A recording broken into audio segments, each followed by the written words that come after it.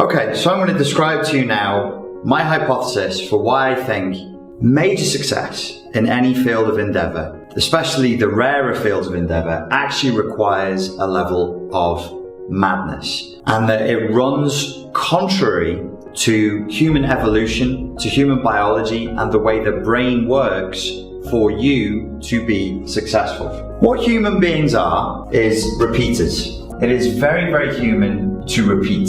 The things that you did yesterday, the way you ate, where you slept, what you did yesterday, you didn't die. So therefore, do it again. And what this creates is a neurologically bound comfort zone of repetition. So if you're going to keep repeating and repeating and repeating what you've always done, then you're going to keep getting the same results. It is against your survival mechanism to move outside of the comfort zone. Here, this line I've drawn here is the line between the comfort zone and new action. New action is a huge taboo. It is a taboo against your tribe. It is a taboo against your culture. It is a taboo against your evolutionary drive to survive. We all live better and we have a higher chance of survival if we keep doing what everybody else has done. But this impulse within us to repeat and to not move into the new territory, the new boundary, and engage in new action keeps us stagnated. Progress only takes place here. Because if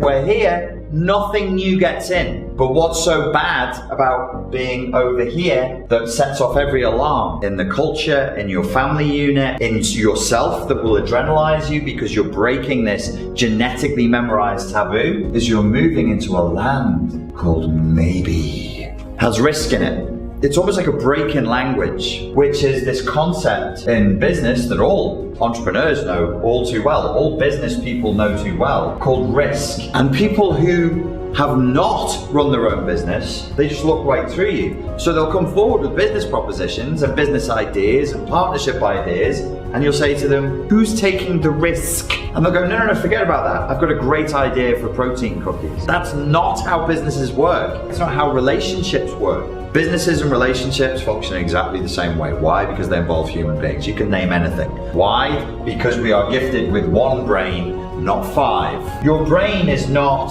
a goal-orientated machine. We seem to be, but we're not. The goal-orientatedness of the brain is incidental. That's why many people set goals and never hit them. The brain's primary function is mapping. What we like to do is we like to map things. It could be doing a crossword. It could be playing a video game. That's all mapping. That's mapping behavior. And what we have here that stops you from being successful, that requires that you literally, and I'm going to explain why I'm using the word mad, what your brain is doing is it's saying, I want to live in this terrain. Why do I want to live in the known and stay away from the unknown? That's what the brain does. It wants to map the world, and then once it's mapped it, it wants to go, I know, because this is the comfort zone. Many of our ideas about what is sane and insane are actually social dictates of highly enforced norms of society. If you don't stick to the way the ancient book has told us since the beginning of days, we must eat, we must pray, we must sleep, then you are breaking a boundary and you are mad, because this is not sane behavior.